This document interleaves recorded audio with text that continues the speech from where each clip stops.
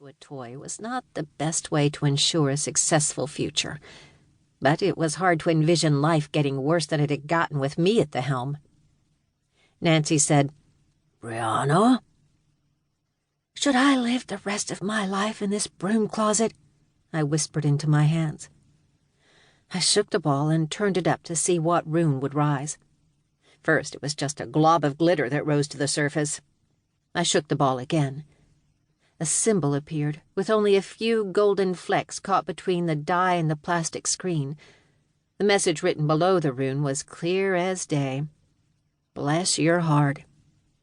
"No need to get ugly about it," I told the fortune ball, then shoved it back into my pocket. With a deep breath, I opened the door. No one would ever describe me as a tall person. In heels, I could pretend to be 5'4", or in trip-over-my-own-feet heels, maybe 5'5". In flats, I was 5'2 3/4". Nancy made me look like a skyscraper. If I had to guess, I'd put her somewhere just over 4 feet. She was shaped like a pumpkin and spoke with the gravelly voice of a long-time smoker, though even when I was a kid, I'd never seen her smoke. While growing up, I had assumed for a long time that she was a troll. It wasn't just her short stature, either. It was her bulbous nose, round face, and the copious amounts of thick body hair that stuck out at the top of her shirt and down the base of her sleeves. When I'd grown old enough to feel guilty about judging people by their looks, I'd put the whole troll thing out of my mind. I hadn't thought it once when I'd come to Marshmallow to help my dad. At least, not until the incident. Now, when I looked at her, I saw the pointed ears of an elf. I saw unnaturally orange skin instead of sickly yellowed tan. And I saw an extra pair of eyelids that blinked side to side and out of time with her human eyelids that opened up and down. Maybe I'd been right as a child. Maybe Nancy was a troll. But whatever else she was kind. Upon seeing my face, Nancy gave me a look of pity and put her hands on my shoulders. "Sweetheart, it's okay if you need to step away. I'll call—" "No," I told her, ignoring the strangeness, a habit that was becoming my new default. "I can handle it. You mentioned something about the dishwasher?" The mechanical noise had been loud from my hiding place in the closet. As I followed Nancy into the hall, it was deafening. I lifted my hands over my ears. Nancy appeared unaffected by the auditory assault. I couldn't imagine Sarah was handling it well from her station in the kitchen.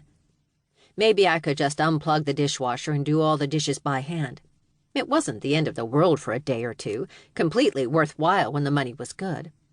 Recently, the money had been really good. But boatloads of customers didn't just mean fatter profits. It meant more work and more stress on aging appliances that were already finicky and struggling.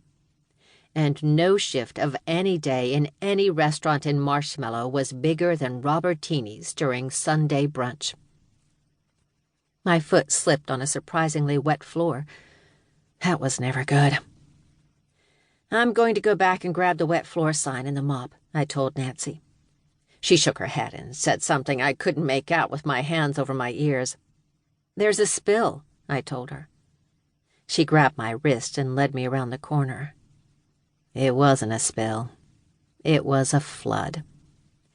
The industrial dishwasher waddled back and forth on rubber feet, shimmying its way to the center of the kitchen and leaking sudsy water.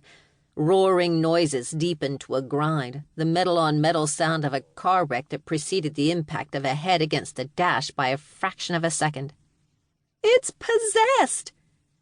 Sarah plastered herself to the far wall, abandoning the grill and any order she'd been cooking.